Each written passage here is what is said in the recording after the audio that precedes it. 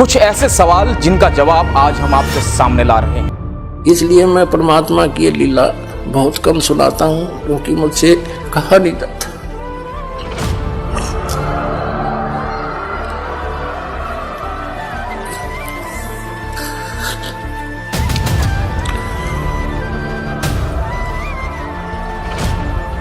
होने पर कलंक है। कैसे रामपाल ने गलत इंटरप्रिटेशन किए हैं, कैसे अपने आप को अवतारी पुरुष साबित किया है, आइए समझते हैं। खिलाफ जो मुकदमा प्रोसिक्यूशन ने दिया था वो झूठा पाया गया और उन्हें बाइज्जत बरी किया गया। ये रामपाल और उनके अनुयायियों के लिए एक बहुत बड़ी चीज। अवतारी पुरुष रामपाल और उनके फॉलोअर्स हत्या करते हुए भी दिखते हैं। रामपाल जी महाराज के अनुयायी थे, वो बीड़ी सिगरेट इन चीजों से जो है एप्लीकेशन लगा के और जो सरकार से मांग करके अलग ही जो अपनी अलग रहने की जो व्यवस्था की गई थी उसी में आपने लगवा लिया। और यहाँ पर तो लोगों का फायदा छोड़िए, कबीर दास जी का ही फायदा उठा लिया गया। कबीर दास जी आजीवन अधर्म के खिलाफ, पाखंडों के खिलाफ, अंधविश्वास के खिलाफ बात करते रहे और ये व्यक्ति कबीर दास जी का ही नाम यूज करके पाखंड अधार्मिक कार्य कर रहा है। कि शादी में होने वाले दहेज के लेन देन को रोकने के लिए सरकार द्वारा दहेज निषेध अधिनियम 1961 भी लागू किया गया है, लेकिन दहेज प्रथा पर कोई रोक नहीं लग सकी। जबकि संत रामपाल जी महाराज के अनुयायी अपने गुरुदेव का आदेश मानते हुए शास्त्रोक्त विधि से दहेज मुक्त विवाह मात्र 17 मिनट में असुर निकंदन रमैनी द्वारा करते हैं। दुनिया के अंदर विरले ही रामपाल जी जैसे पैदा होते हैं जो समाज को नई दिशा देते हैं। आप स्वयं में सर्वप्रथम परमेश्वर ही है, आप ही शिव है, आप ही ब्रह्म है, बस आपको रियलाइज करना है। तीरथ गए तो एक फल, तीरथ गए ते एक फल, संत मिले फल चार, सतगुरु मिले अनेक फल, कहे कबीर विचार। तो एक अवतारी पुरुष रामपाल भी अत्याचार करवा सकता है, लेकिन यहाँ पर रामपाल इतने बड़े अवतारी पुरुष अभी नहीं बने हैं कि वो कॉन्स्टिट्यूशन को भी नांग जाएं। इस और लोगों में कहने लगे वो झूठा है, कपटी है, पाखंडी है, गुंडा है, ऐसे गुंडागर्दी करता है, आश्रम में ऐसा होता है। उनका उद्देश्य ये था कि इस रामपाल को इतना बदनाम कर दें कि लोग इसके नाम से भी नफरत करें और कोई भी शिष्य वहाँ व्यक्ति ना जावे, कहीं तुम्हारे इस अज्ञान की पोल जनता तक न खुल जावे। नमस्कार दर्शकों, मैं रजनी व्लॉग्स में आप सभी का स्वागत है। आज हम बात करने वाले हैं संत रामपाल जी के ऊपर कि वो जेल क्यों गए हैं, क्या कारण है कि उन्हें जेल जाना पड़ा है, क्या क्या कारण रहे कि उन पे इतने विवादित मामले चल रहे हैं। तो इन सारी बातों के आज इन वीडियो के माध्यम से हम आपको दिखाने वाले हैं कि संत रामपाल जी महाराज जी को जेल क्यों जाना पड़ा, ऐसे कौन से कारण हैं कि उन्हें जेल में जाना पड़ा है, ऐसी कौन सी विवादित बातें हैं जिन्हें उनका सामना वो कर रहे हैं आज। तो देखिए, सबसे पहले तो हम बात करेंगे कि संत रामपाल जी महाराज जी ने एक किताब लिखी थी भ्रष्ट जज कुमार्ग पर। यह किताब जब उन्होंने लिखी तो उन्होंने भ्रष्ट जजों के खिलाफ एक शांतिपूर्वक प्रदर्शन भी किया था, एक जंतर मंतर पर और एक चंडीगढ़ में। और रही बात ये कि भाई वो अपनी तारीख पर नहीं जाते थे, वो तारीख पर भी हमेशा जाते थे। ऐसा नहीं था कि वो तारीख पर नहीं जाते थे। और उन्हें तारीख पर जब उन्होंने मेडिकल लगाया तो उन्हें परमिशन भी मिली थी कोर्ट की तरफ से, लेकिन ये फिर थोड़ी सी देर बाद ही 2-3 घंटे के बाद ये मान्य नहीं हुई। दूसरी बात देखिए, उन्होंने जो भी संत महान महंत हैं, जो भी आज की तारीख में हैं, उन्हीं के ऊपर सबसे पहले उन्होंने ही प्रहार करा था कि आप भोली जनता को गलत ज्ञान दे रहे हैं।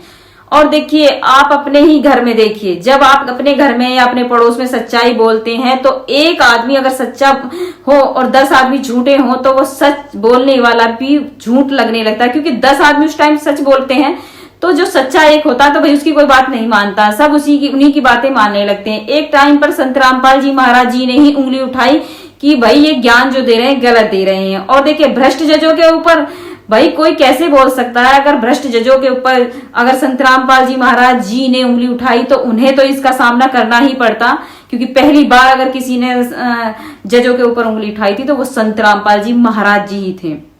संत रामपाल जी महाराज जी को सच बोलने की सजा मिली हुई है, ताकि वो सच बोले तो उन्हें जेल में डाल दिया गया। देखिए, सरकार और ये जो भ्रष्ट जजों के ऊपर उन्होंने किताब लिखी थी, सब एक हो गए और उन्होंने सारों ने मिलकर ये फरमान कर दिया कि संत रामपाल जी महाराज जिंदा और मुर्दा, अगर जिंदा नहीं है तो मुर्दा उन्हें हमारे सामने पेश किया जाए। और उन्होंने 40,000 पुलिस फोर्स के साथ उन्हें पकड़ने के लिए भेज दिया गया, जबकि कारगिल के युद्ध में 30,000 फोर्स भेजी गई और संत रामपाल जी महाराज जी को 40,000 फोर्स पकड़ने के लिए भेज दी गई।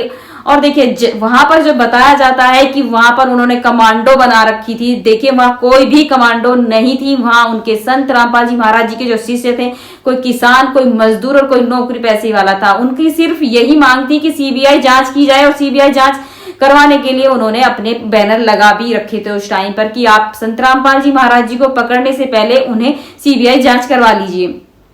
लेकिन सरकार ने तो ये ठान लिया था कि उन्हें जिंदा या मुर्दा उन्हें पकड़ना ही है। और देखिए ये कहते हैं ना कि भाई संत रामपाल जी की तरफ से गोली चली, उन्होंने ये किया वो किया, ये सारी चीजें वो लोग बताते हैं जिस टाइम पर वो वहां थे नहीं। सच को कम दिखाया जा रहा है, झूठ को ज्यादा परोसा जा रहा है। जो लोग आज संत रामपाल जी महाराज जी के ऊपर गलत वीडियो बनाते हैं, मैं आज दावे के साथ कहती हूँ कल वही संत रामपाल जी के ऊपर वीडियो बनाएंगे, और बनाएंगे तो उनके पक्ष में बनाएंगे। आज याद रखना ये बात, मैं अपने चैनल के माध्यम से कह रही हूँ। सच को दिखाने की कोशिश कीजिए, आपका हमारा फर्ज है कि सच दिखाना। संत रामपाल जी महाराज जी ने कोई भी गलत ज्ञान नहीं दे रखा है, बिल्कुल सही ज्ञान दे रखा है। बस कहते हैं ना कि समझ का फर्क हो गया है हमें। उन्होंने कभी भी अपने ग्रंथों में से ये नहीं कहा है, और ना ही अपने ज्ञान में ये कहा है कि भाई आपको ये जो भगवान है इनकी भक्ति नहीं करनी है। भाई वो इन भगवानों की भक्ति करवा रहे हैं, लेकिन जाने बगैर पहचाने बगैर किसी भी बात को। मीडिया में इस तरीके की बातें दिखाई गई उस टाइम पर कि संत रामपाल जी महाराज जी दूध से नहाते थे और वो दूध की खीर बनाते थे। उनके आश्रम में तो उनके आश्रम में लेडीजों के कपड़े मिले हैं, कैमरे लगे हुए थे। ये सारी बातें फेक हैं, ऐसा कुछ नहीं है। हर आश्रम में कैमरे लगते हैं, चाहे वो कोई भी आश्रम हो, सभी आश्रमों में कैमरे लगाए जाते हैं सुविधा के लिए, ना कि उन्हें गलत पेश किया जाए तोड़ मरोड़ के। यही काम किया था मीडिया ने उस टाइम पर, उन्हें तोड़ मरोड़ के इतना गलत पेश किया गया कि उनके ऊपर इतने गलत इल्जाम लगाए गए, लेकिन उनके पास ये तथ्य नहीं है कि वो उन्होंने सारा गलत बताया था। देखिए अब आप सोच रहे हैं कि गलत कैसे बताया था। देखिए मैं आज आपको बताना चाहूंगी कि हमारे समाज में कुछ धर्म गुरु इस तरीके के हैं कि उन्होंने आश्रम के नाम पर हर कुछ इस तरीके की बातें हो गई हैं कि लोगों के दिमाग में ये बात हो जाती है कि आश्रम के नाम से ही, गुरुओं के नाम से ही नफरत हो जाती। लेकिन एक बात मैं आज आपसे बताना चाहूंगी इस वीडियो के माध्यम से कि देखिए कृष्ण जी ने भी अपने गुरु बनाए थे। गुरु बिन कोई भी ज्ञान नहीं होता है, गुरु बिन मोक्ष भी नहीं होता है। तो संत रामपाल जी महाराज जी के बारे में आज हम बताएंगे कि संत रामपाल जी महाराज गए क्यों हैं जेल में। तो आज आपके सामने जो हम वीडियो पेश करेंगे उसमें आपको प्रमाणित कर देंगे कि संत रामपाल जी महाराज जी के साथ क्या क्या हुआ था। तो आज आप पूरी वीडियो लास्ट तक जरूर देखना।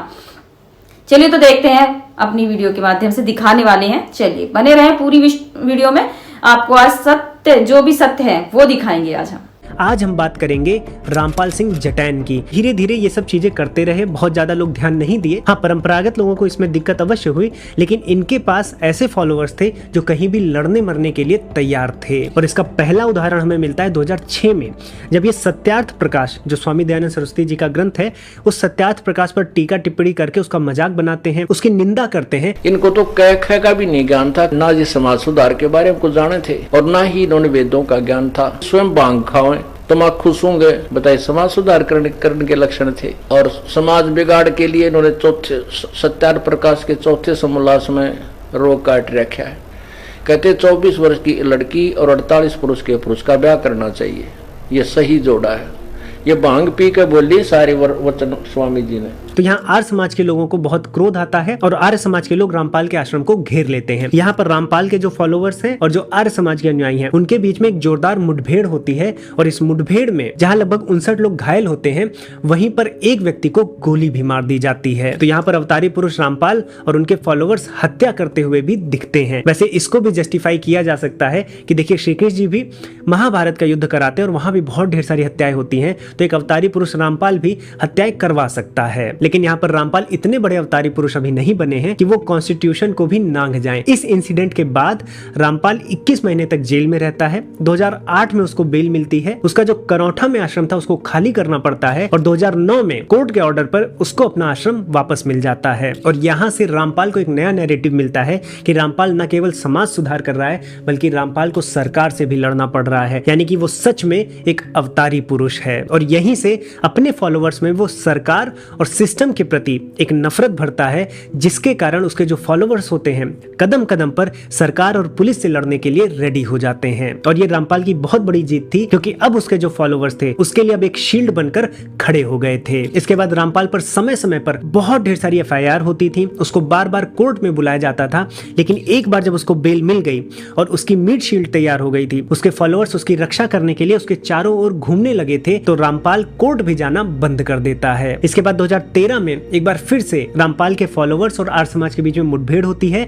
इस बार 3 लोगों की और मृत्यु होती है, जिसमें से एक पुलिस वाला भी था। तो 2008 से लेकर 2014 तक रामपाल एक बार भी कोर्ट में हाजिर नहीं होता है, लेकिन फाइनली 14 मई 2014 को वीडियो कॉल के थ्रू वो कोर्ट में अपीयर होता है। और इस समय कोइंसिडेंस देखिए कि उसके ही फॉलोअर्स, उसको मानने वाले लोग कोर्ट में जाकर तोड़फोड़ करते हैं। और जब रामपाल के प्रति मामला संगीन होने लगता है, तो उसी के 3 महीने बाद जुलाई में आर्य समाज के लॉयर्स पर इनके फॉलोअर्स हमला करते हैं, झड़प करते हैं, जिससे इस मामले को और भी लंबा घसीटा जा सके। अगर आप डेटा देखेंगे तो 2010 से 2014 के बीच लगभग 42 कोर्ट प्रोसीडिंग्स को उसने स्किप किया था, जिसके बाद पंजाब और हरियाणा हाई कोर्ट ने उस पर कंटेम्प्ट ऑफ कोर्ट का केस दायर किया था। और इस केस के लगने के बाद लगभग 2000 पुलिस उसके आश्रम जाती है उसको अरेस्ट करने। इस अरेस्ट के दौरान लोकल एडमिनिस्ट्रेशन ने धारा 144 भी लगाई थी, जिससे लोग वहां पर इकट्ठा ना हो, लेकिन धारा 144 लगने के बावजूद हजारों की संख्या में रामपाल के जो फॉलोअर्स थे उसके आश्रम को चारों ओर से घेरकर खड़े हुए थे और पुलिस का विरोध करते हैं, जिसके कारण पुलिस रामपाल को कोर्ट नहीं ले जा पाती है। इसके बाद के कुछ दिनों में पुलिस ने 2-3 अटेम्प्ट और किए, लेकिन जैसे जैसे दिन बढ़ते जा रहे थे वैसे वैसे वहां पर फॉलोअर्स की संख्या, चाहे वो पुरुष हो या महिला हो, वो भी बढ़ती जा रही थी। तो इस कारण से पुलिस ने भी अपनी फोर्स बढ़ाई और 18 नवंबर 2014 को पुलिस 20,000 की संख्या में आश्रम की तरफ बढ़ती है और इसमें पुलिस और उनके फॉलोअर्स के बीच में मुठभेड़ होती है, बहुत ढेर सारा दंगा होता है और इस दंगे के दौरान लगभग 4 महिलाएं और एक छोटे बच्चे की मृत्यु भी हो जाती है। और साथ साथ पुलिस और मीडिया में लगभग 30 से ज्यादा लोग घायल होते हैं। लेकिन उसके अगले ही दिन रामपाल और लगभग उसके 900 फॉलोअर्स अरेस्ट किए जाते हैं और उन पर sedition, murder, attempt to murder, conspiracy, hoarding illegal weapons, wrongful confinement, aiding and abetting suicide mongers के चार्जेस लगाए जाते हैं। इनमें कई केसेस में रामपाल को नॉट गिल्टी साबित किया जाता है, लेकिन 2 केस ऐसे थे जिसमें रामपाल को उम्र कैद की सजा मिलती है। एक केस तो था जिसमें एक महिला का शव आश्रम से बरामद हुआ था और दूसरा जो मुठभेड़ के दौरान 4 महिलाएं और एक बच्चे की मृत्यु हुई थी। इन दोनों केस में रामपाल का हाथ माना जाता है। आइए अब जानते हैं क्या है सच्चाई। जो करोथा में 2006 में FIR नंबर 198 रामपाल और उनके अनुयायियों के खिलाफ 302 का मुकदमा जो दर्ज था, उस मुकदमे में आज फैसला आया है और रामपाल और उनके साथ बाकी 27 मुलजिम थे, जिनमें से 24 को बाइज्जत बरी कर दिया गया है सारे सेक्शंस में से। 3, एक है कृष्णकांत, एक सुनील और एक देवेंद्र। इन तीनों को आर्म्स एक्ट में गिल्टी हेल्ड किया है, जिनको 2-2 साल की सज़ा और 5,000 रुपये जुर्माना, जिसमें से देवेंद्र की 2 साल ऑलरेडी कस्टडी थी तो अंडरगॉन करके उसे छोड़ दिया गया है। जो बाकी 2 हैं उनका 2 साल होने में कुछ समय है। बाकी सारे मुलजिमों को बाइज्जत बरी कर दिया है आज कोर्ट ने। ये राकेश सिंह जी की एडिशनल सेशन जज रोहतक की कोर्ट में केस था, आज उन्होंने फैसला सुना दिया है। कब का मामला था ये 2006 12/7/2006 बरवाला, ये रोहतक करोथा में, जो करोथा में इनका बंदी छोड़ भक्ति मुक्ति ट्रस्ट का रामपाल जी का आश्रम था, उसका मामला था ये। बाकी जो बचे हैं उनका कब तक हो जाएगा? बाकी जो केस हैं वो बरवाला के केस हैं। एक केस पेंडिंग है, उसमें अभी एविडेंस चल रही है, उसमें तो अभी थोड़ा समय लगेगा।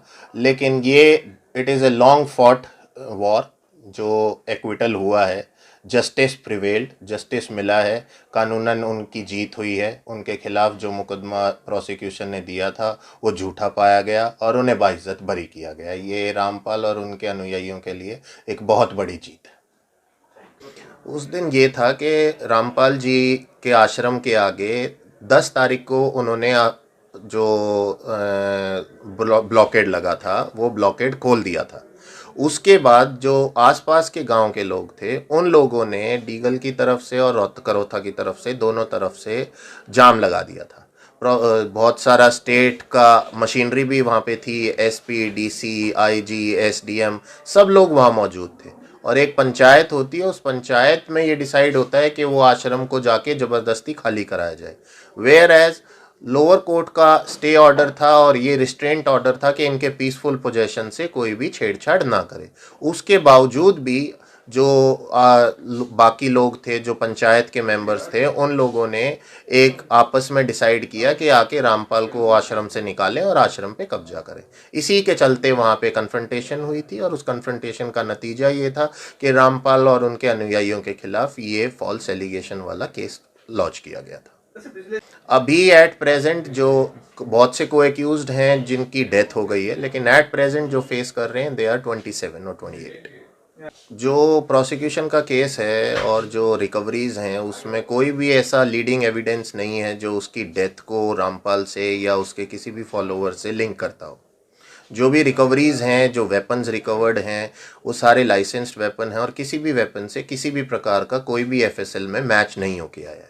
तो इट इज़ स्टिल डाउटफुल कि वो किसने किया है। वी आर होपफुल कि वहाँ पे और भी एंटी सोशल एलिमेंट्स थे जिनसे फायरिंग हुई थी and the firing because of those anti social elements Sonu का डेथ हुआ है, not from any of the one who is supporting और फॉलोअर ऑफ रामपाल जी। संत समागम हरि कथा, तुलसी दुर्लभ दोए, सुत धारा धन लक्ष्मी, घर पापी के भी होए।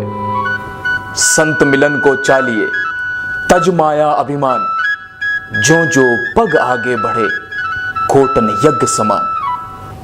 भारतीय संस्कृति में संत के समागम और हरि कथा को दुर्लभ माना गया है। एक पापी के घर पर लक्ष्मी रूपी पत्नी हो सकती है, लक्ष्मी खुद हो सकती है, लेकिन संत का समागम जरूरी नहीं।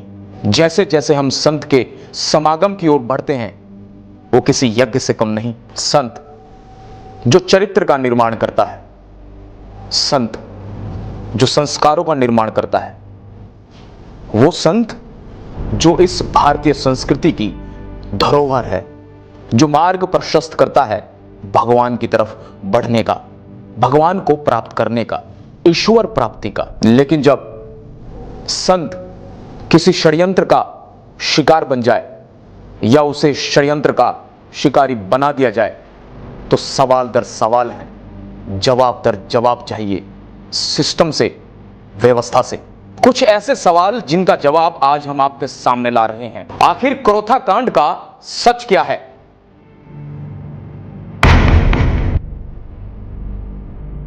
संत रामपाल और उनके अनुयायियों पर कराए गए हमले का मास्टरमाइंड कौन था? गुरुजी और मैं दिन रात क्रोधा के आसपास घूमे और सरकार के ऊपर इतना दबाव बनाया कि सरकार ने पुनः उसको यहां आने से रोक दिया।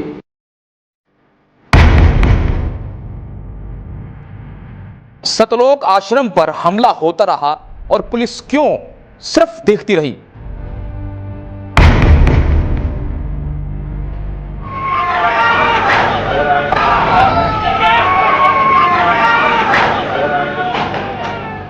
पुलिस ने मीडिया कर्मियों को घटनास्थल का दौरा क्यों नहीं करने दिया?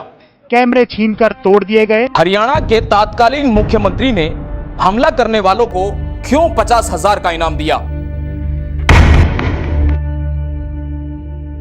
इसके विपरीत आश्रम के निर्दोष लोगों को जेल में क्यों डाल दिया गया?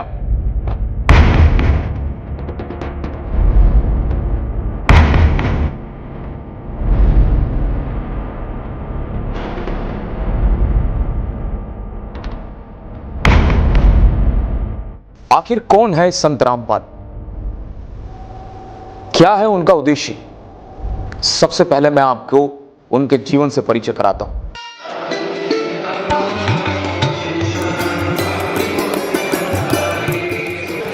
आधुनिक संतों में जन्मे कबीरपंथी संत। संत रामपाल का जन्म आज से 65 साल पहले 8 सितंबर 1951 को गांव धनाना, जिला रोहतक, हरियाणा में हुआ।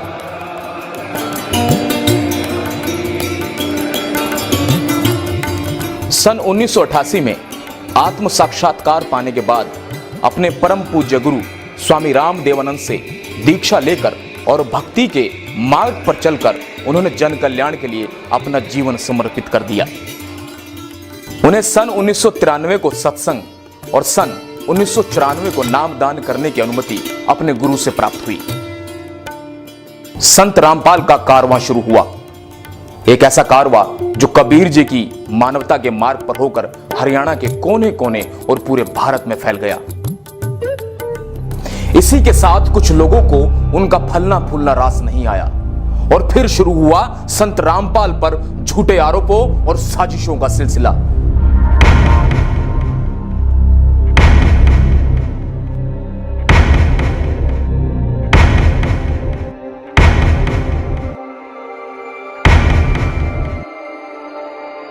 और आगे जो है, आगे भी विचार हमारे दृढ़ निश्चय है, इसी प्रकार की कमी आने चाहिए। रामपाल दास कोई संस्था नहीं है, रामपाल दास एक व्यक्ति है और आर्य समाज वो संस्था है जिसकी व्यक्ति बहुत छोटी चीज है।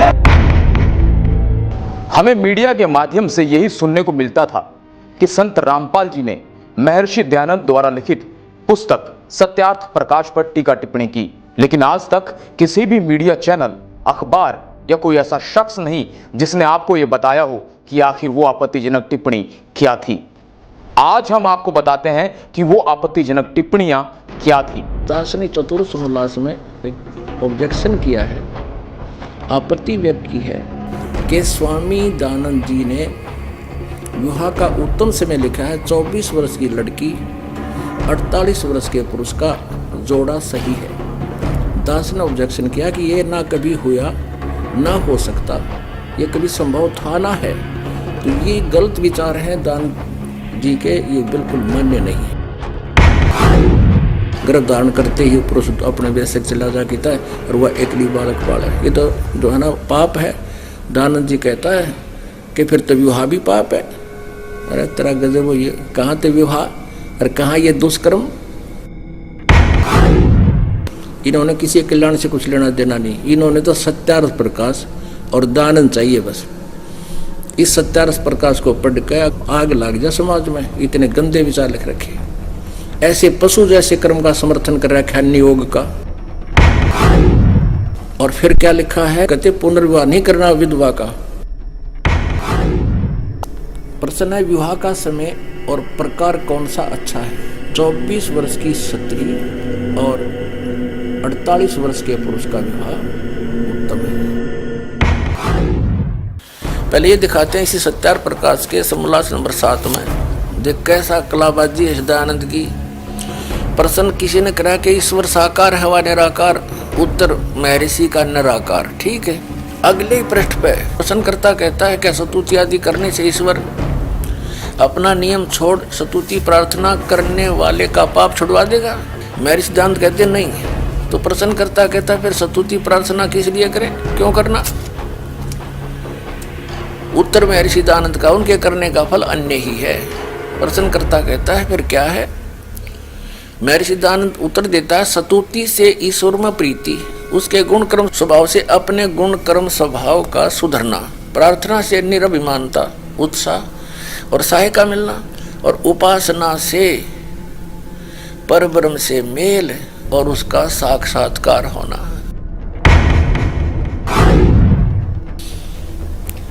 पहले पृष्ठ पे कह रहा है 156 पृष्ठ पे कह रहा है भगवान निराकार है,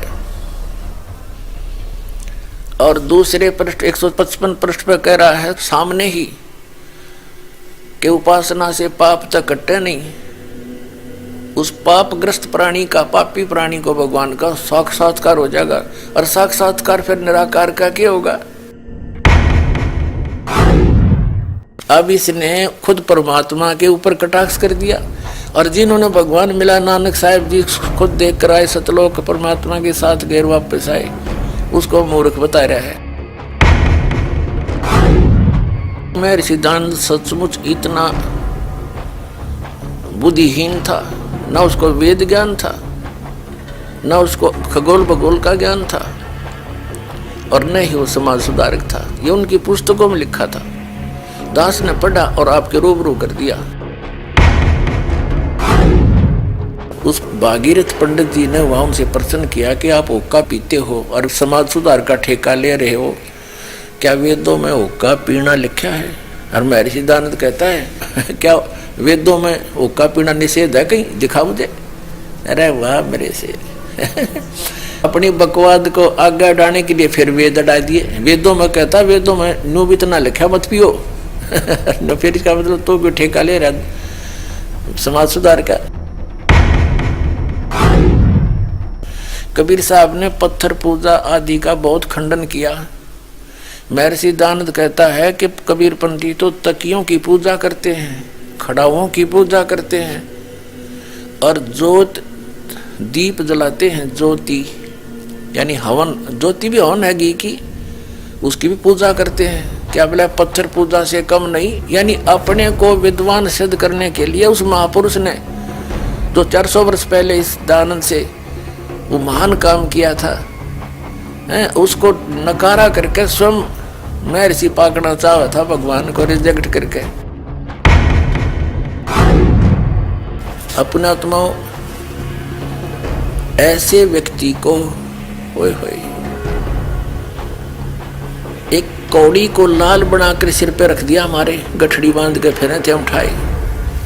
अब इन सब की पालिश तार दूंगा और इनको जैसे थे वैसे दिखा दूंगा कि ये ना तो ऋषि थे ना मैं ऋषि थे, ये केवल अज्ञानी और भांग पाड़ थे। सन 1857 के स्वतंत्रता संग्राम में महर्षि दानंद का कोई योगदान नहीं था। इसी सत्यार्थ प्रकाश में इसी बात पर कटाक्ष किया है मुसलमान धर्म के ऊपर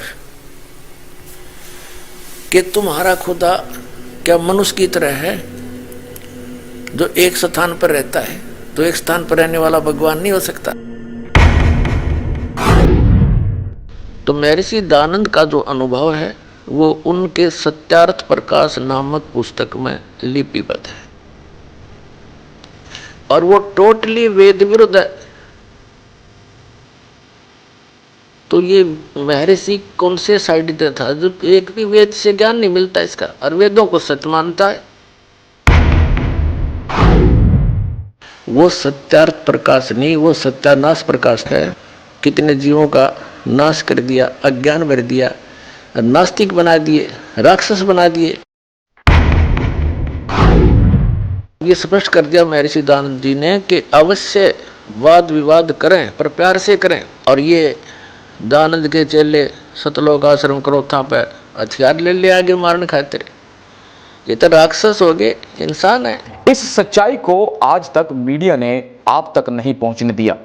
दूसरी ओर आर्य समाज के तथाकथित ठेकेदारों ने सोचा कि कहीं इस बात का समाज को ज्ञान न हो जाए कि सत्यार्थ प्रकाश में ऐसा निराधार बातें लिखी गई है जिससे इस पुस्तक के नाम पर आने वाली कमाई या रुतबा खत्म न हो जाए।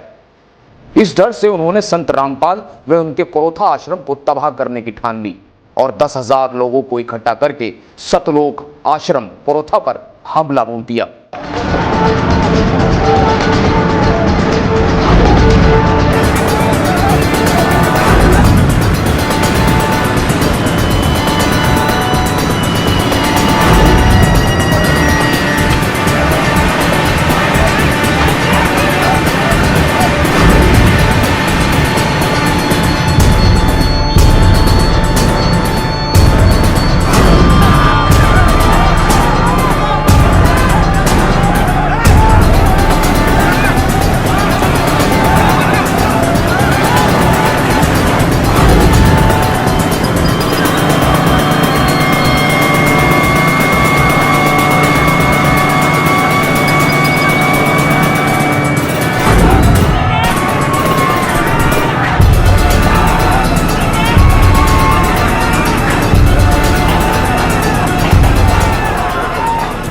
अब आपको दिखाते हैं किस तरह से सतलोक आश्रम पर कब्जा किया है और पुलिस मूक दर्शक बनकर अभी भी देख रही है।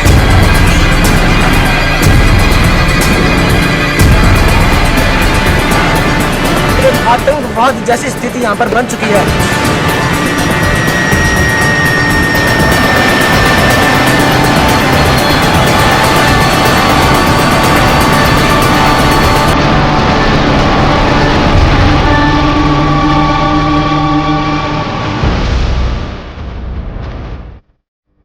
इस संत के ज्ञान का उत्तर ज्ञान से न देकर लाठी व बंदूकों से दिया गया।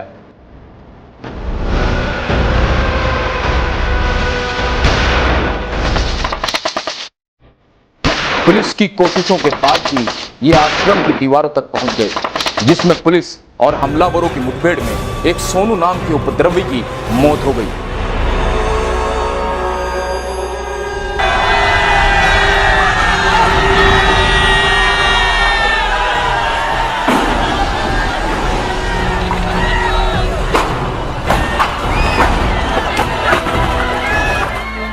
अब आश्चर्य की बात यह है कि जिसके घर पर या आश्रम पर हमला किया जाए उसी को जेल में डाल दिया जाए, और जिस व्यक्ति की मौत हुई उसका कसूरवार भी संत रामपाल जी को बना दिया जाए, और सतलोक आश्रम करोथा को सील कर दिया जाए।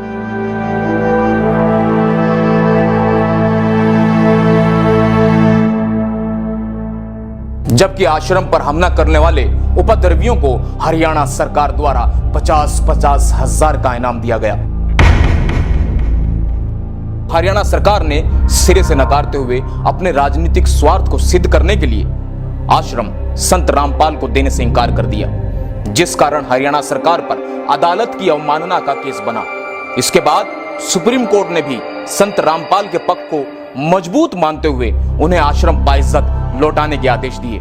और जो सुप्रीम कोर्ट के आदेश हैं जिसके अनुसार कब्जा बंदी छोड़ मुक्ति ट्रस्ट का है, तो सुप्रीम कोर्ट के आदेशों की पूरी पालना की जाएगी। 21 महीने बिना किसी अपराध के, बिना किसी सबूत के जेल में रहने के बाद संत रामपाल की जमानत हुई। किसी तरह फिर से अपने अटूट भक्तों श्रद्धालुओं के साथ संत रामपाल ने बरवाला में अपना आश्रम बना सत्संग करना शुरू किया। आप परमात्मा पर विश्वास रखना। संत साधु कभी किसी का बुरा नहीं सोचते, ना करते और ना ही सोचना चाहिए। परमात्मा से कोई चीज छुपी नहीं है। यदि हम भगवान से डरने वाले हैं और हम परमात्मा कबीर जी को परमात्मा मानते हैं, तो भगवान भगवान वाले काम किया करता है। आपने बहुत शांति रखनी पड़ेगी। उन दुष्टों का तो नाश हुआ पड़ा है, उनका तो पतन हो रहा है। वो चाहते हैं कि आपका भी नाश कर दें झगड़ा वगड़ा करके। आपने जो संयम दिखाया 9 अप्रैल सन 2013 में करोथा के अंदर, मेरी आत्मा गदगद कर दी बच्चों। तुमने साधुता दिखाई। और आखिरकार 7 अप्रैल 2013 को सतलोक आश्रम वापस मिल गया, लेकिन संत रामपाल पर केस लगातार चलता रहा। फिर भी करोथा आश्रम मिलना राहत भरा था, लेकिन जैसे ही 9 साल के बाद बंद पड़े आश्रम की सफाई के लिए अनुयायी आश्रम में पहुंचे, उन्हीं उपद्रवियों ने जिन्होंने 2006 में आश्रम पर आक्रमण किया था, वही लोग दोबारा आश्रम पर हमला करने आ गए। अब फिर से वो कोर्ट के माध्यम से आ रहा है, तो जिसकी लाठी उसकी भैंस, ये सीधी सी बात है। जिसके पास ताकत होती है सरकार उससे दबती है। केवल यहाँ मत कहे कि हम क्या करेंगे, भाई ये करना चाहिए वो करना चाहिए, मत कहे, करके दिखाए।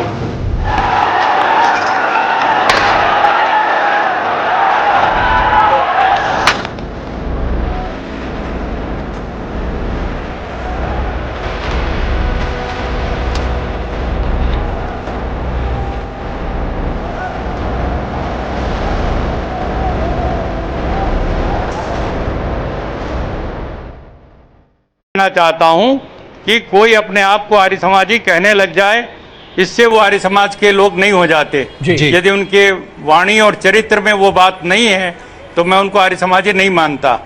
जिस प्रकार की भड़काऊ भाषा बोल रहे हैं, जिस तरह का भड़काऊ काम वो कर रहे हैं, कानून अपने हाथ में लेकर, और सरकार के लिए एक धर्म संकट पैदा कर रहे हैं। सरकार क्या करे? सुप्रीम कोर्ट का आदेश आया तब जाकर के उन्होंने कहा आप ले लीजिए आश्रम।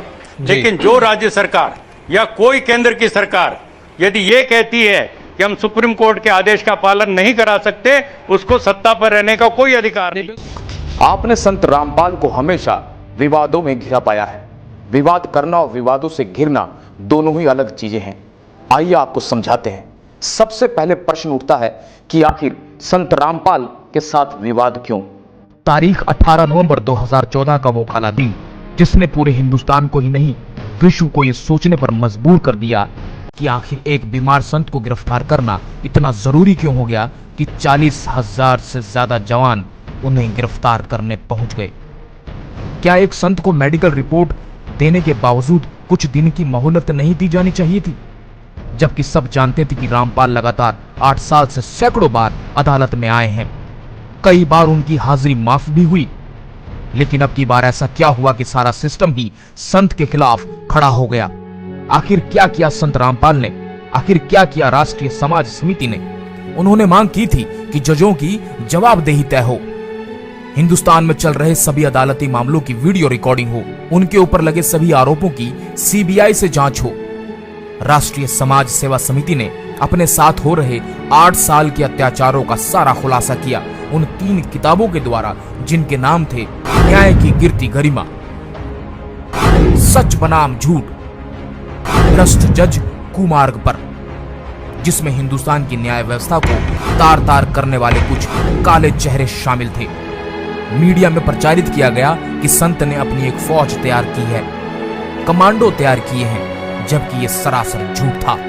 आज तक एक भी ऐसा प्रमाण नहीं मिला सरकार को जिससे कि ये सिद्ध हो सके, जबकि सरकार ने निर्दोष उन लोगों को कमांडो का नाम देकर जेल में डाल दिया जो किसान थे, मजदूर थे, विद्यार्थी थे, जो अपने ऊपर किए जा रहे अत्याचार के विरोध में काले कपड़े पहने हुए थे, हाथों में सफेद झंडे लिए हुए थे।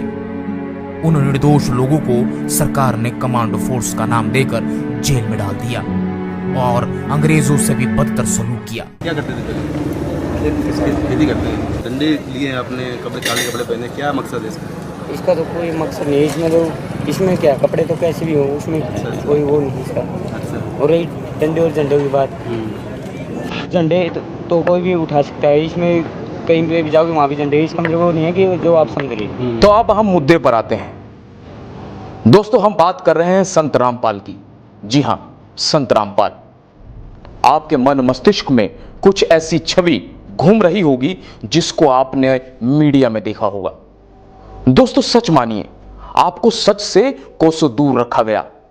आज आपको हर एक सच से हम रूबरू कराएंगे। हमने भ्रष्ट जजों की शिकायत की। क्या इस देश में भ्रष्ट जजों के खिलाफ शिकायत करने का अधिकार नहीं है? और अगर शिकायत के अधिकार को अवमानना में डाला जाता है तो क्या जिनके खिलाफ हमने शिकायत की थी उनके खिलाफ क्या एक्टिविटी की? लेकिन आपका तो इसका जवाब कौन देगा? सिर्फ एक पक्ष पे कार्रवाई करना दादागिरी है या आदेश? कानून क्या कहता है? न्यायालय को वो करना होगा जो संविधान कहता है। न्यायालय की दादागिरी नहीं चलेगी, न्यायालय को कानून से काम करना पड़ेगा। अगर आप न्यायालय जाके किसी की शिकायत करते हैं तो न्यायालय का कर्तव्य है, संविधान के तहत न्यायालय है, न्यायालय संविधान से ऊपर नहीं है। लेकिन ये मामला जो है वो तो अवमानना का मामला है, वो कोर्ट ने पेश नहीं हुए, वारंट कर दिया, ये तो अवमानना का मामला है ना। इसमें अवमानना का मामला बनाया गया है, और बनाया हुआ मामला मन मर्जी का होता है, वो संविधान के तहत नहीं है। गैर कानूनी काम जज अगर करे तो वो कानून नहीं होता। आपने जज के शब्दों को कानून कैसे मान लिया?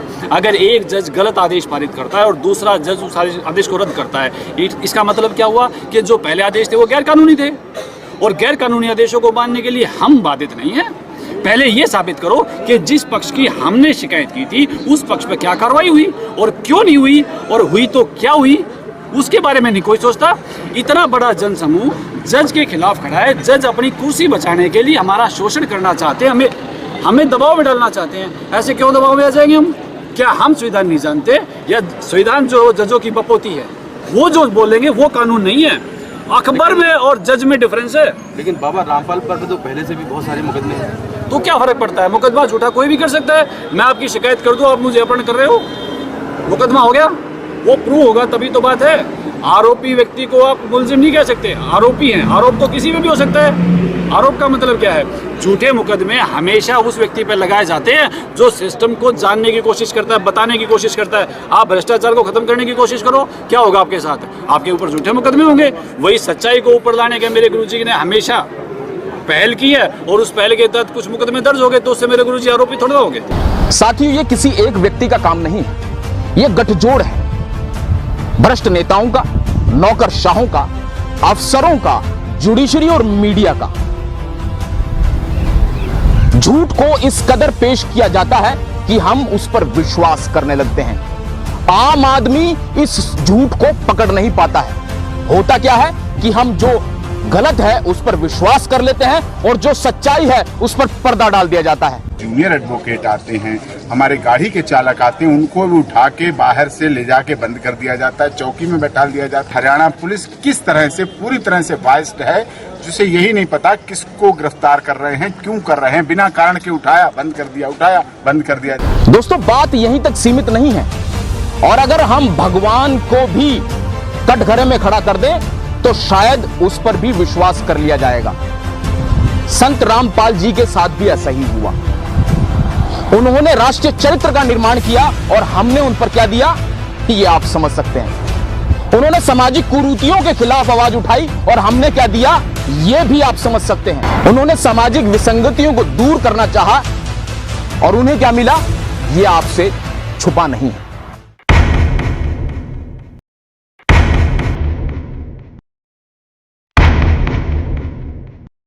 दोस्तों हम आपको बताएंगे कि किस तरह सच्चाई को दबाया गया और संत रामपाल को बदनाम करने की कोशिश की गई।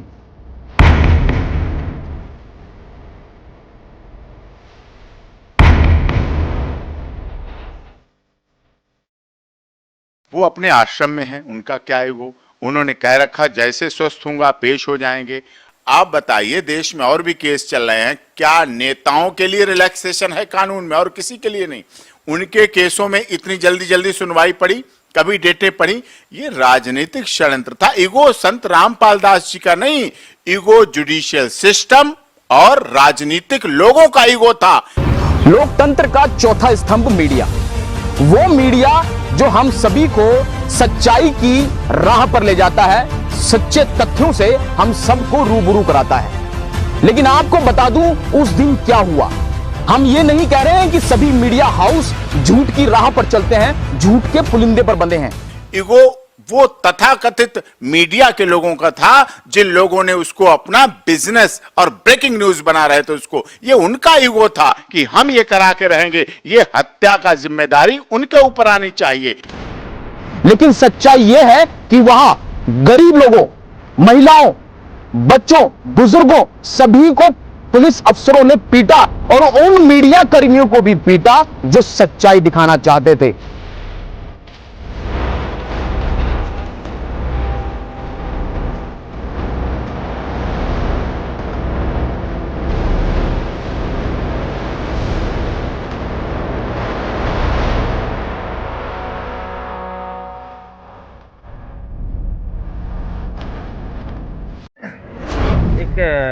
जर्नलिस्ट होने के नाते और दर्शिता जिसको तो कहते हैं उस हिसाब से आप लोग खबर बताते हैं, दिखाते हैं। जी जी, उस पर एक आपका वर्णन चाहिए कि ये क्या हकीकत क्या है, इतनी सारी जो संगत आती है। देखिए संत रामपाल दास महाराज की अगर मैं बात करूं तो ये आज का नया मुद्दा नहीं है।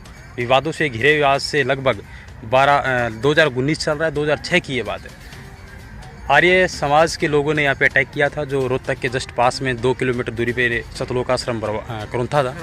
और कनौथा आश्रम में जब संत रामपाल दास महाराज सत्संग फरमाया करते थे तो उस टाइम मैं आपको बता देता हूँ कि पूरा का पूरा जो रोहतक जो साइड है ना, वो आर्य समाजियों का एक गड्ढा है। और आर्य समाज अपने आप में एक आइडल मानते हैं, समाज सुधारक के नाम से जिनको जाना जाता है, वो स्वामी दयानंद सरस्वती थे। और दयानंद सरस्वती की एक लिखित पुस्तक है जिसका नाम है सत्यार्थ प्रकाश। सत्यार्थ प्रकाश के अकॉर्डिंग वो लोग नॉलेज दिया करते थे। पूरा का पूरा उन्होंने एक पाखंड सा पंथ चला रखा था पूरा का पूरा। संत रामपाल दास ने उनका क्या किया कि पूरी पूरी पुस्तक को पढ़ करके टीवी प्रोजेक्ट के माध्यम से लोगों के सामने बात रखी। उसमें लिखा था कि बहुत सारी ऐसी अटपटी बातें लिखी थी, जैसे समलास 4 की मैं बात करूँ, समलास 8 की मैं बात करूँ, समलास 11 की मैं बात करूँ कि किसी प्रश्नकर्ता ने कहा कि हे दयानंद सरस्वती जी, विवाहित योग्य लड़की की उम्र क्या होनी चाहिए? तो उन्होंने कहा कि 17 साल की लड़की और 35 साल का लड़का होना चाहिए, जो तो एक काम चला हुआ है। और 24 साल की लड़की के साथ 48 साल के पुरुष के साथ शादी करो, अति उत्तम है। और वो खुद भांग पिया करता था, उनके जीवन में लिखा है। और वो खुद ऐसा कहता था कि चंद्रमा पर भी जीव लोग रहते हैं, आम आदमी रहते हैं। तो 2 मिनट सोचने की बात है कि इसरो यहाँ जा करके फेल होके आ गया। तो स्वामी दयानंद सरस्वती तो एक भांग के नशे में ये सब बातें बोल रहे थे। बहुत सारी ऐसी अटपटी बातें थी कि किसी का पति अगर विदेश गया है और वो अगर नहीं आए 3 साल तक, तो वो 11 पुरुषों तक नियोग कर सकती है। और उन्होंने विधवा विवाह को निषेध बताते हुए 11 पुरुषों तक योग करना यानी नियोग करना वो अतिउत्तम बता रखा है। और उनकी जो संतान पैदा जानना चाहेंगे कि जैसे आपने बताया कि भांग पिया करते थे और इनकी जो सरकार प्रकाश पुस्तक है उसमें ये एज दी हुई है। जी जी। तो ये क्या आपको भी सही लगता है? अरे बिल्कुल, डेफिनेटली, नो डाउट है, बिकॉज मैंने खुद ने ये एनालिसिस किया है, अध्ययन किया है। और संत रामपाल दास का जो ज्ञान है वो वाकई ही अगर अलग आध्यात्मिक गुरुओं की अगर मैं बात करूं तो बहुत डिफरेंस तरीक़ा का ज्ञान है। और श्रीमद् भागवत गीता का जो सार ये लोग बताते हैं, देवी पुराण का जो सार बताते हैं, कुरान मजीद का, कुरान शरीफ का, तौरात का, इजराइल का, और सब धर्मों की पुस्तकों को पढ़ करके सबका निचोड़ निकालते हैं कि सुप्रीम पावर है वो कबीर साहब है।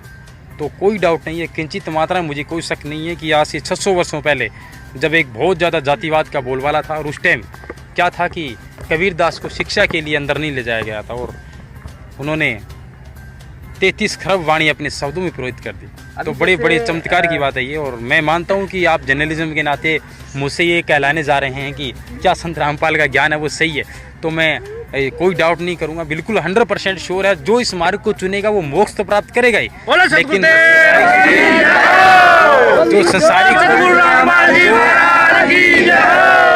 जो सुख है ना वो भी मिलेंगे, जिसमें कहना बिल्कुल कोई अतिशयोक्ति नहीं होगी। दूसरी बात, आप लोगों की जो आस्था है, आप लोग जहाँ पर आते हैं, देशद्रोह का जो मुकदमा है वाकई बहुत गलत लगाया है और हम उनकी कड़े शब्दों में निंदा करते हैं। मैं भी एक जर्नलिज्म हूँ, पत्रकार हूँ और हर बार लगभग लोगों की व्यू लेता रहता हूँ। दूसरी बात, अगर मैं कहूँ कि आप एक डॉक्यूमेंट्री उन पर तैयार करने जा रहे हैं तो सबसे बड़ी जो मेन बात है वो है एक राजनीति षड्यंत्र। जिस तरीके से करोंथा और बरवाला पे अटैक किया गया है वाकई ही वो एक राजनीतिक षड्यंत्र था और देश के अंदर तानाशाह फुरमान जिसको कहते हैं वो बिल्कुल एज इट इज सत्य है, जिसमें कोई डाउट नहीं है। और जीने की राह आपका जो भी चैनल है या फिर के न्यूज़ चैनल है, उसके मार्फत मैं आपको दुनिया को मैसेज देना चाहता हूँ कि मेरा खुद का भी चैनल है और मैं इंडिया 24 टीवी चैनल में पत्रकार भी हूँ। ये कहना चाहूँगा कि आंख बंद करके जो लोकतंत्र का चौथा स्तंभ मीडिया को प्रसारित करता है वो बिल्कुल गलत है। और संत रामपाल पे जो मुकदमे लगे हैं वो बिल्कुल निराधार और बेकसूर वो है और जल्द से जल्द अगर वो लोग रिहा हो तो वाकई ही एक नया इतिहास लिखा जाएगा जिसमें कोई कहना अतिशयोक्ति नहीं। संत रामपाल एक निर्दोष संत के लिए एक इतनी बड़ी पोस्ट जो लगाई गई थी अभी जो मांगा जाता है ना, तो ये और अभी जेल में है। देखिए, इसके पीछे कारण मेन ये है कि जिसका राज हो ना, जिसका पूरी राज्य में राज हो, वो कुछ भी कर सकता है। मैं आपको बता देता हूँ कि राजस्थान के अंदर एक मंत्री का कुत्ता गायब हो गया था। वो कुत्ता महज 20-30 हज़ार रुपये का होगा, लेकिन उसे तलाशने के लिए पूरी की पूरी फोर्स लगा दी थी। लाखों रुपए उस कुत्ते को पकड़ने के लिए लग गए थे।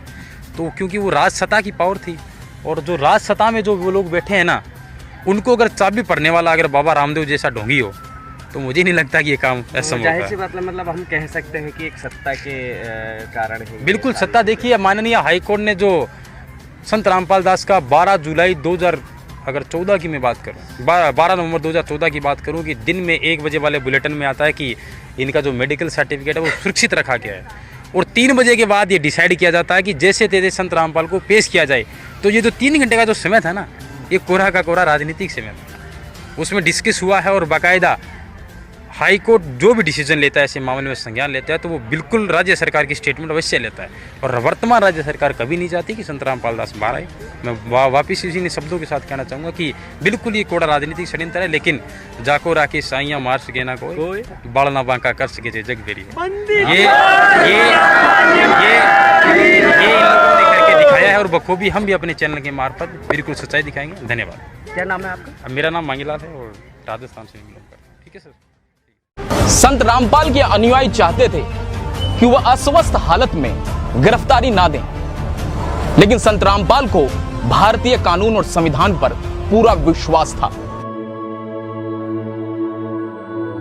तमाम सरकारी और गैर सरकारी डॉक्टरों की जांच रिपोर्ट में यह साबित हो चुका था कि संत रामपाल की तबीयत खराब थी। दरअसल उस दिन संत रामपाल अस्वस्थ थे, स्वास्थ्य ठीक नहीं था। उनके अनुयायी उनसे कहते रहे कि बाबा आप नहीं जाएंगे, लेकिन पुलिस और अनुयायियों को उन्होंने कहा कि मैं अपनी गिरफ्तारी देना चाहूंगा। एकाएक पुलिस बढ़ती चली गई, यहां तक कि सीआरपीएफ ने भी धावा बोल दिया।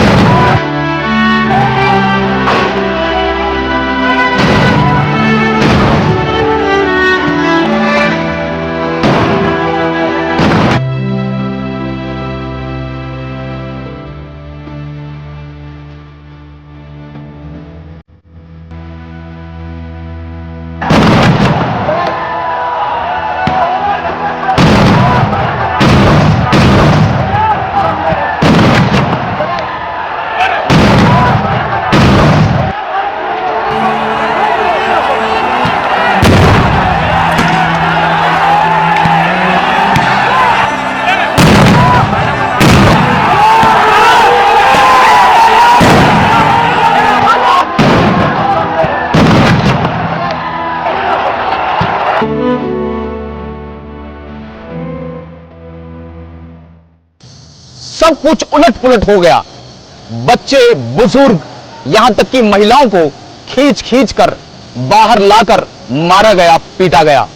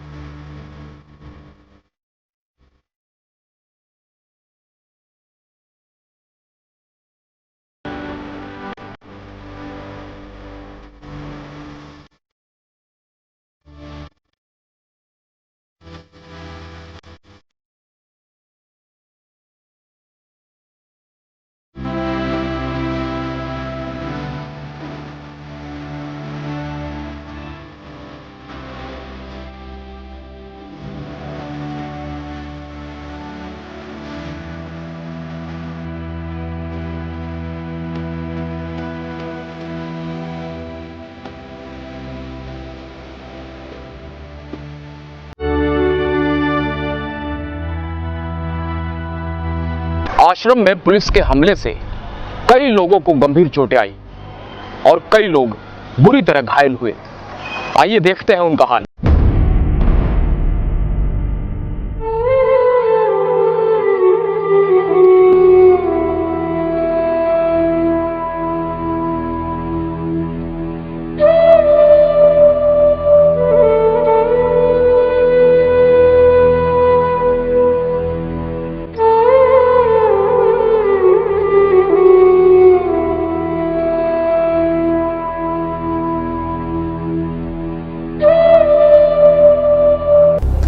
मैं आपको उन लोगों से मिलवाता हूं जिन्होंने अपनों को खोया, रूबरू कराता हूं उस दिन की हकीकत से।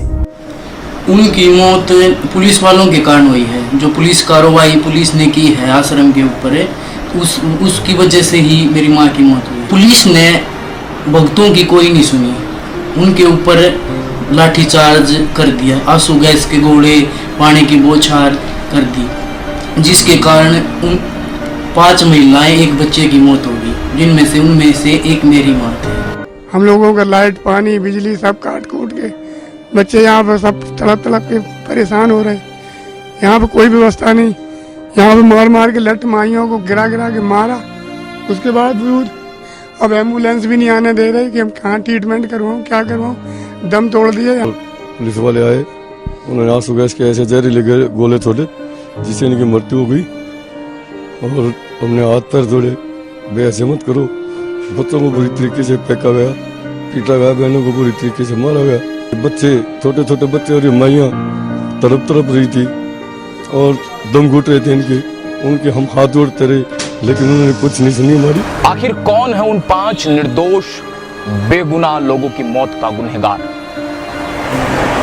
क्यों उनके साथ इस तरह बदतर व्यवहार किया गया जैसा लोग जानवरों के साथ भी नहीं करते हैं? ऐसा लग रहा था मानो अंग्रेजों की सरकार है, अंग्रेजों का कानून और अंग्रेजों की ही पुलिस। वो नृशंस हत्या ही कही जाएगी। क्यों अब तक भ्रष्ट अफसरों, वकीलों और जजों को कटघरे में खड़ा नहीं किया गया? आज हम यहां सर्वोच्च न्यायालय के समक्ष खड़े होकर आग्रह करते हैं कि संत रामपाल और उनके अनुयायियों को इंसाफ मिले, ताकि आम व्यक्ति का न्यायालय पर विश्वास कायम रहे। इस वक्त हम हैं दिल्ली के जंतर मंतर पर, जहां संत रामपाल के ये अनुयायी पिछले 2 साल से मीडिया, सरकार और अदालत से इंसाफ की गुहार लगाए हुए बैठे हैं। मैं 2 साल से जंतर मंतर पे बैठे हुए हैं और हमारा सरकार से यही अनुरोध है कि संत रामपाल जी महाराज पे जितने भी झूठे केस बनाए गए हैं उन सब की सीबीआई जांच होनी चाहिए। हम चाहते हैं कि इस केस की सीबीआई या एसआईटी से जांच करवाई जाए। We want justice, we want to live in peace. दिलचस्प तथ्य यह है कि खुद संत रामपाल ये चाहते हैं कि उन पर लगे हुए आरोपों की सीबीआई जांच हो, ताकि दूध का दूध और पानी का पानी हो जाए। इस दौरान रामपाल ने पुलिस प्रशासन पर झूठे मामले दर्ज कर उन्हें फंसाने का आरोप लगाया। रामपाल ने कहा कि उन पर बनाए गए सभी मुकदमे झूठे हैं और बेवजह तंग किया जा रहा है। वहीं रामपाल ने पूरे प्रकरण की सीबीआई से जांच कराने की मांग की है। वो सब झूठे बकवास है, इनकी मनगढ़ंत कहानियां हैं, समय आने दे, देखेंगे इनको। क्या आप सीबीआई जांच की मांग कर रहे मामले में? बिल्कुल करते हैं, सारे मामले झूठे, पहले झूठे बाद में झूठे कर दिए। ऐसी नेक आत्मा जो हम संत रामपाल जी महाराज जी के शिष्य हैं और हमारे गुरुजी के ऊपर देशद्रोह का आरोप लगा हुआ है। फिर भी हमारे गुरुजी सीबीआई जांच की मांग कर रहे हैं। यदि फिर भी सरकार हमारे गुरुजी की सीबीआई जांच नहीं कराती है तो इससे साफ स्पष्ट है कि सरकार संदेह के घेरे में है और इससे सरकार की कार्यप्रणाली पर प्रश्न चिन्ह उठता है। मैं आपसे जानना चाहता हूं कि आपकी नजर में, संविधान और कानून की नजर में देशद्रोह कौन है और कौन है देशद्रोही? तो मैं आपको बता दूं कि भ्रष्ट नेताओं, जुडिशरी और अफसरों की नजर में देशद्रोही वो है जो सुदूर किसी गांव में रोटी बनाते हुए चूल्हे पर अपने सपनों को स्वाहा कर देती है। देशद्रोही वो है जो धरती का सीना चीर पूरे मुल्क का पेट भरता है। देशद्रोही वो है जो दूर किसी बॉर्डर पर अपना वर्चस्व, अपना सब कुछ देश के नाम पर न्योछावर कर देता है। अगर ये देशद्रोही हैं तो हम भी देशद्रोही हैं। अगर ये देशद्रोही हैं तो आप भी देशद्रोही हैं। और अगर ये देशद्रोही हैं तो बाबा रामपाल जी भी देशद्रोही हैं। तो लटका दीजिए उनको फांसी पर। राजपथ, जहां पर लोकतंत्र का जलसा होता है, ये वो स्थान है जहां से लोकतंत्र का बीजारोपण होता है और पूरे मुल्क को चलाया जाता है, प्रजातंत्र को सुरक्षित किया जाता है। लेकिन जब कोई जरूरतमंद या किसी व्यक्ति पर आरोप लग जाए तो शायद ये लोकतंत्र सुनता नहीं है। हर उस व्यक्ति को जो समाज की कुरीतियों को उजागर करना चाहता है, राष्ट्रीय चरित्र का निर्माण करना चाहता है या सामाजिक उन्मूलन का कार्य करना चाहता है, उसकी आवाज शायद दबा दी जाती है। आखिर में कुछ सवाल हैं मीडिया से, सरकार से और न्यायालयों से कि संत रामपाल और उनके अनुयायियों को जमानत नहीं मिलनी चाहिए। एफआईआर नंबर 426 और 427 रजिस्टर्ड हुई, उसमें देशद्रोह का कोई नाम नहीं था, केवल ये था बंधक बना रखा जो आपने कहा। पुलिस ने उसी से स्टोरी बनाई, लेकिन उस एफआईआर की जो पर्चा कटता है उसमें ही पुलिस लिख रही है धाराएं 121, 122 जो देशद्रोह की धाराएं हैं उस 426 एफआईआर में लिखी जा रही हैं, जबकि 18 तारीख भी नहीं थी उस दिन, ना ये घटना हुई, ना कोई देशद्रोह की बात थी, ना कोई किसी तरह की बात थी, उसमें ही लिख दी। इसका मतलब है पूरा प्लान्ड तरीके से, पूरे तरीके से एक सीक्वेंस में 426, 427, 428, 429, 430 सारी एफआईआर एक सीक्वेंस में काटी गई। सब आपके सामने है। मेरी तरह आपकी आंखें भी भर आई होगी। जुल्म सितम का एक एक लम्हा आपके सामने पूरे सबूत, गवाहों और वीडियो फुटेज के माध्यम से लेकर आए हैं। प्रत्यक्ष को प्रमाण की आवश्यकता नहीं होती। आपने सब अपनी आंखों से देखा और सुना। संत रामपाल और उनके अनुयायियों को एक साजिश के तहत फंसाया गया, यह बात साबित हो गई है। इसमें सरकार की भूमिका पर प्रश्न चिन्ह उठता है। भ्रष्ट जुडिशरी के फैसले से भ्रष्टाचार की बू आती है, क्योंकि संत रामपाल ने भ्रष्ट लोगों के खिलाफ आवाज उठाई, धर्म के नाम पर पाखंड करने वालों को बेनकाब किया, लोगों को शराब, बीड़ी, सिगरेट, मांसाहार से दूर रहने की प्रेरणा दी, भारतीय समाज में व्याप्त सभी बुराइयों और भेदभाव को दूर करने का प्रयास किया। और यही शायद उनका गुनाह है, यही जजों की नजरों में देशद्रोह है। आज भी जेलों में बंद संत रामपाल के अनुयायी बीड़ी सिगरेट को हाथ नहीं लगाते। उनका जेल में व्यवहार और आचरण देख के कोई नहीं कह सकता कि वे देश के द्रोही हैं या अपराधी।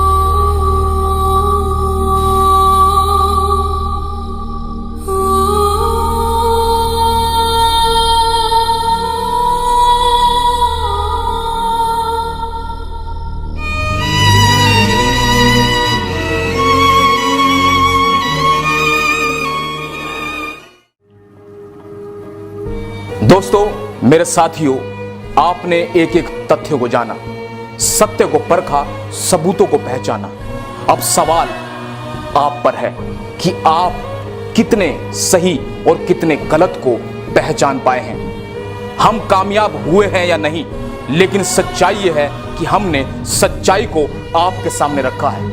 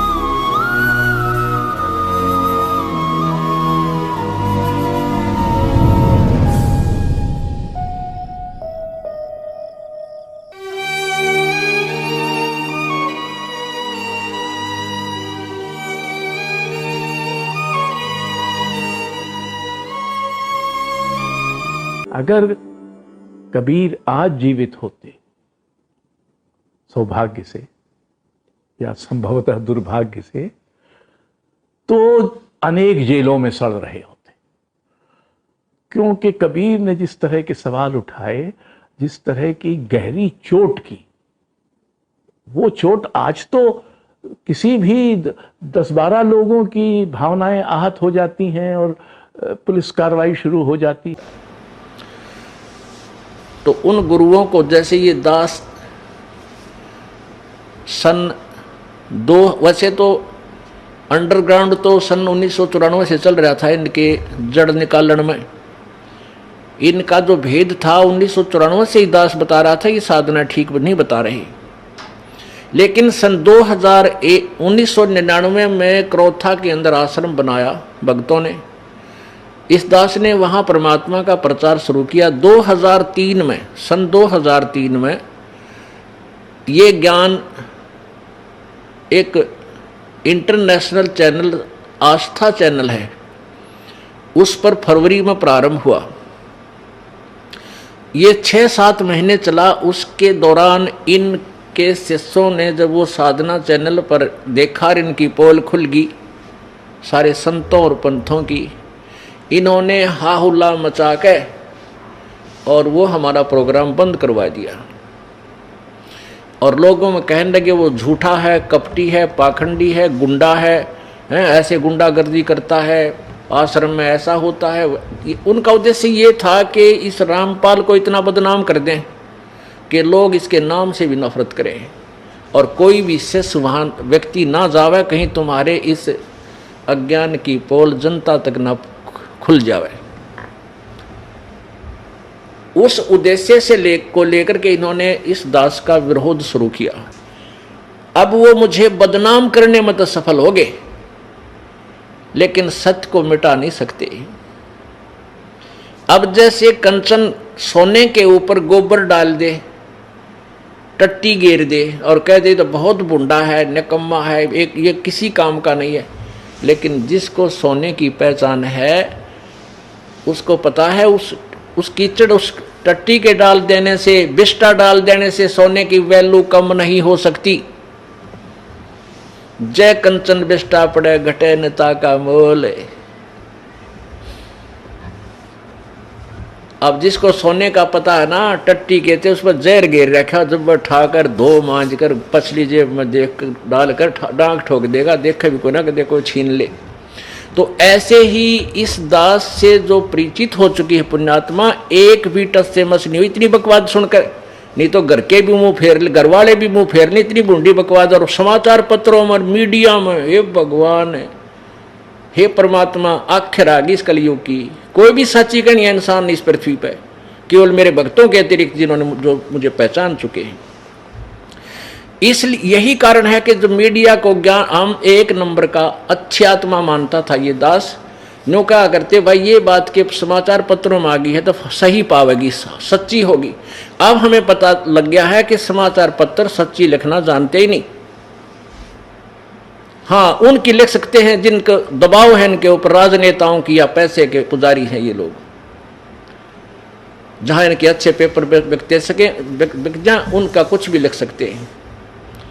तो पुण्यात्माओं, ये भगवान से बड़े नहीं है, ना राजा है ना कोई अन्य व्यक्ति है जो बेशक आज कितना ही अपना मुंह फुलाए फिरा रहे। समय आने पर देखना इनकी क्या दुर्गति होगी। आने वाला वो समय दूर नहीं है। ऐसा जुल्म फैल गया जनता में, भाई ने भाई देख कर राजी नहीं, प्राण भाई का प्यार नहानी, पैसा पैसा नजर आता है, या बकवादें आती हैं, डीजे, शराब पीना, सरेआम बहन बेटियों के साथ बदतमीजियां होनी। ये समाज बना दिया इन नकली संतों ने। अब इसको सुधारना है, इस तत्व ज्ञान से सुधरेगा, 100% सुधरेगा, क्योंकि सब दुखी हो चुके हैं। अब एक से एक बढ़िया टेलीविजन बना लिए, दिन रात गाने, फैक्स ये क्या बोलना है, FM के, और टेलीविजन, इसमें मोबाइल छोटा सा, इसमें पूरी फिल्म 3-3, 4-4, 10-10 घंटे की बकवाद भर के, और सब देख देख कर छक लिए। क्योंकि ये आत्मा की खुराक नहीं और मन की सेटिस्फेक्शन हो ही नहीं सकती, चाहे कितना कि मैं बना ले। आप एक गाना बढ़िया सा चलता है कोई फिल्म में, एक बार तो सब के मुंह पर वही होता है, और हफ्ते पीछे वो कहीं चले तो भी अच्छा ना लगता। तो इस प्रकार एक समय ऐसा आएगा, इन बकवाद सब छक लेंगे, और किसी का कैंसर, किसी का ब्रेन ट्यूमर, किसी के फेफड़े गल गए, किसी का अधर्म मारेगा, किसी को मेंटल हो जाएगा, टेंशन। तो ये सारे की ब्रह्मटी होगी। जब ये भौतिकवाद के परेशान किए हुए फिर आध्यात्मिकवाद को ग्रहण करते हैं, फिर ये सीधे पूछड़ होंगे इनके। जब आएंगे भगवान भी बजेंगे, ब्रह्मटी करवा लेंगे, तो फिर ये समाज सुधरेगा। इस ज्ञान को सुनेंगे, इस आध्यात्मिक, इस तत्व ज्ञान के बिना और कोई भी ज्ञान ऐसा नहीं है जो पृथ्वी पर शांति पैदा कर सके या माया से मन हटा सके। आज हम आपको लेकर चलते हैं श्री राम जन्मभूमि अयोध्या की अन्नपूर्णा रसोई में, जहां संत रामपाल जी महाराज द्वारा भारत के कोने कोने से श्री राम लला के दर्शन करने आने वाले लाखों श्रद्धालुओं को शुद्ध देसी घी से बना एक ऐतिहासिक निःशुल्क भंडारा कराया जा रहा है, जिसमें लोगों को सब्जी, पूड़ी, हलवा, रायता, सलाद, बूंदी समेत 10 से अधिक वैरायटी का शुद्ध, स्वादिष्ट व पौष्टिक भोजन कराया जाता है, जो कि बड़े बड़े बर्तनों में संत रामपाल जी के शिष्यों द्वारा बड़े ही अनुभव के साथ बनाया जाता है और श्री राम भक्तों को भर पेट खिलाया जाता है। तो चलिए हम सब हिंदुस्तानियों के दिल में बसे श्री राम भक्तों की अन्नपूर्णा रसोई में संत रामपाल जी महाराज द्वारा कराए जा रहे महाविशाल भंडारे का भोजन ग्रहण कर रहे श्री राम भक्तों से भंडारे के विषय में जानते हैं। रामपाल महाराज ने जो यहाँ रसोई का और ये खाने का बंदोबस्त किया है, इतना बढ़िया किया है कि बहुत बोलो मत, इतना बढ़िया है। ये ऐसा ही चालू रहना चाहिए। रामपाल जी महाराज को हमारा प्रणाम बोलिए, रामपाल महाराज जी को हमारा प्रणाम बोलिए। की जय। संत रामपाल जी के बारे में जो हमने सुना था वो वाकई में सच होता हुआ हम यहाँ देख रहे हैं कि एक भी रुपया किसी भी चीज़ का हमने नहीं दिया है और इतने सारे लोग रोज यहाँ आके खाना का खा के जा रहे हैं लाखों, उनको भी कोई किसी से भी 1 रुपया आज तक नहीं लिया गया। भोजन कर लिया मैंने, भोजन बहुत अच्छा था और मैं आपसे भी आवेदन करता हूं, हमारे जितने भी लोग हमें सुन रहे हैं, मैं उनसे आग्रह करता हूं कि आप यहां पधारिए और भोजन का आनंद लीजिए। जय श्री राम। हम लोग जबलपुर से आए हैं। बहुत अच्छी यहाँ की सेवा देखकर तो हम लोग दंग रह गए। ये जो सेवा कर रहे हैं यहाँ पर, ये कैसे, किस लोग से आए हैं। इतना बाथरूम, वॉशरूम की इतनी अच्छी व्यवस्था, इतनी पब्लिक होने के बाद भी चाय 24 घंटे, पूरा टाइम हमको नाश्ता, खाना, किसी चीज़ की कोई कमी नहीं है। आने के पहले बहुत सोच रहे थे, लेकिन आने के बाद देख के तो होश उड़ गए। Seva also very good, everyone is helping to us, helping to like brotherhood, like good, thank you. ज़्यादा तो महात्मा के बारे में नहीं जानता मैं, पर इतना जरूर जानता हूँ कि इतनी बड़ी व्यवस्था करना अपने में बहुत बड़ा काम है, बहुत ही बड़ा काम है। और इसी व्यवस्था के अनुरूप एक आकलन किया जा सकता है कि महात्मा भी बहुत उच्च क्वालिटी के, उच्च श्रेणी के हैं। स्पेसिफिकली यहाँ पे रामपाल जी का मैं बहुत धन्यवाद देना चाहता हूँ, क्योंकि यहाँ की जो व्यवस्था है, सबको सुबह चाय मिलता है, खाना भी मिल जाता है, अभी शाम को भी खाना चालू है। तो उसके बारे में जो व्यवस्था यहाँ पे जो उत्तर प्रदेश में आके जो की है, बहुत अच्छी व्यवस्था की है। अभी हम अन्नपूर्णा रसोई में पहुंच चुके हैं, जहां संत रामपाल जी के शिष्यों द्वारा बड़े बड़े बर्तनों में हलवा, बूंदी, बर्फी, सब्जी, दाल, चावल आदि कई वैरायटी के पकवान बनाए जा रहे हैं। देखिए, भंडारा बनाते समय सेवादारों द्वारा बड़ी ही स्वच्छता का ख्याल भी रखा जा रहा है। वहीं अब बड़े बड़े बर्तनों से गर्म गर्म चावल, दाल, सब्जी, कढ़ी आदि निकाली जा रही है। अब आप देख सकते हैं कि रसोई से लाकर भंडारे को छोटे छोटे बर्तनों में निकालकर टेबलों पर रख दिया गया है, जहां आप देख सकते हैं कि लोग चाय राम तथा भंडारा ग्रहण करने के लिए लंबी लंबी कतारों में खड़े हैं, जिन्हें भंडारा निकालकर सेवादार प्रदान कर रहे हैं। साथ ही भंडारा ग्रहण करने आए श्रद्धालुओं की सिक्योरिटी का भी खासा ख्याल संत रामपाल जी महाराज के समर्थकों द्वारा रखा गया है। यहाँ आप देख सकते हैं श्री रामलला के दर्शन करने आए श्रद्धालु बड़ी संख्या में बैठकर भोजन ग्रहण कर रहे हैं। आइए इनसे जानते हैं भंडारे के विषय में। यहाँ पर एक तरफ योगी मोदी जी प्रशासन को अच्छी तरीके से बनाए हुए हैं और सारी व्यवस्थाओं को अच्छी तरीके से कर रहे हैं। वहीं पर संत रामपाल जी महाराज जी जिला हिसार हरियाणा से, इन्होंने कहा है कि 30 दिन तक राम जन्मभूमि पर, श्री राम जन्मभूमि पर आने वाले जितने भी श्रद्धालु हैं, उन सब के लिए जो भोजन की व्यवस्था है वो हमारी जिम्मेदारी है। तो इनके बारे में आप क्या कहना चाहेंगे? सर, संत रामपाल जी जो है उनके माध्यम से ये आयोजन किया गया है भंडारा का। हम कल से आए हुए हैं, बहुत अच्छा भंडारा का आयोजन है। 24 घंटा यहाँ लोग जो है भोजन प्रसाद पा रहे हैं, कहीं किसी को कोई असुविधा नहीं है। और जो इनके कर्मचारी हैं बड़े अच्छे हेल्पफुल ढंग से जो है सबकी मदद करते हैं। बहुत ही बड़े संत हैं और ये बहुत ही अच्छा इनिशिएटिव लिए हैं। मैं उनको धन्यवाद देता हूँ कि इस तरह का वो करें, वो 30 दिन क्या और भी करें। हमको ऐसा लगता है कि स्वयं प्रभु राम की कृपा हमारे ऊपर हो रही है कि जो ऐसे लोग हमको मिले हैं और इतने आश्वासन से हमको कहते हैं कि कितने भी लोग आ जाएं भेज दीजिए। हमारी वो सारी चिंताएं दूर हो गई कि अगर संख्या ज़्यादा आएगी तो मैं क्या करूँगा। अब मैं एकदम निश्चिंत हो गया हूँ कि कितनी भी संख्या आए, हमारे पास ऐसे संत जी के, रामपाल जी के शिष्य गण यहाँ पे हैं कि हमने अब सारी चिंता संत रामपाल जी पर छोड़ दिया। अभी हम यहाँ 1 बजे खाने आए हैं, हमारे से बाकायदा उन्होंने ये चीज़ पूछी है कि हम आपको ये सारा चीज़ें गर्म करके दें। हम लोगों ने बोला नहीं, जैसा है हम खाएंगे।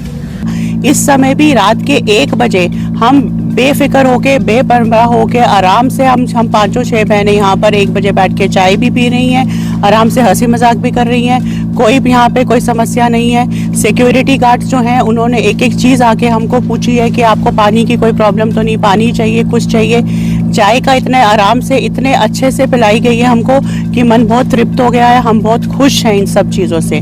और मैं संत रामपाल जी महाराज का बहुत तहे दिल से धन्यवाद करूँगी कि इतना अच्छा भंडारा यहाँ पर लगाया गया है कि दिन के 1 बजे से हम दोपहर के यहाँ बैठ के हमने यहाँ पे भोजन के जो हमने आनंद लिया है, और उससे लेकर अभी तक जो हम यहाँ बैठे हैं, हम रात के 1 बजे की जो चाय भी पी रहे हैं, सबका इंतजाम करने के लिए बहुत बहुत धन्यवाद।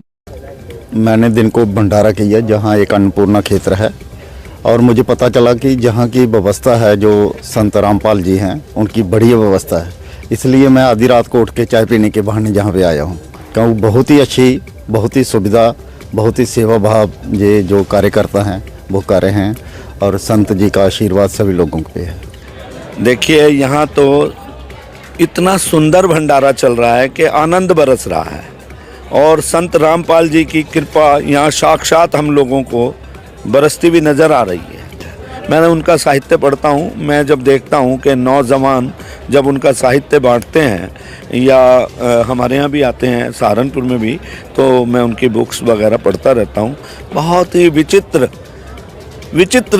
दर्शन है उनका, बड़ा विस्तारित दर्शन है। ऐसा दर्शन रामपाल जी को ये समझ लो कि ऐसे लोग विरले ही पैदा होते हैं दुनिया के अंदर, विरले ही रामपाल जी जैसे पैदा होते हैं जो समाज को नई दिशा देते हैं। जब मैंने उनका ये इस भंडारे को देखा और इस पंडाल को देखा तो मैं चकाचौंध देख रहा हूँ कि उनके कार्यकर्ता, उनके अनुयायी किस तरह से पंक्तिबद्ध होकर बड़े अनुशासन में, बड़ी सफाई और बड़ा सुंदर भंडारे का आयोजन। चाय इतनी अच्छी बनी हुई है, देखिए आप रेस्टोरेंट में भी चाय पियेंगे 20 रुपये से 30 रुपये 50 रुपये से कम नहीं मिलेगी। यहाँ पर निरंतर चल रहा है, तो ये उनकी बहुत बड़ी विशेष कृपा है ना, तभी तो चल रहा है। बहुत बहुत धन्यवाद, और मैं उनके श्री चरणों में बहुत बहुत नमन करता हूँ। रामपाल जी जैसे संत पूरी दुनिया के अंदर होने चाहिए, तभी इस देश का कल्याण होगा।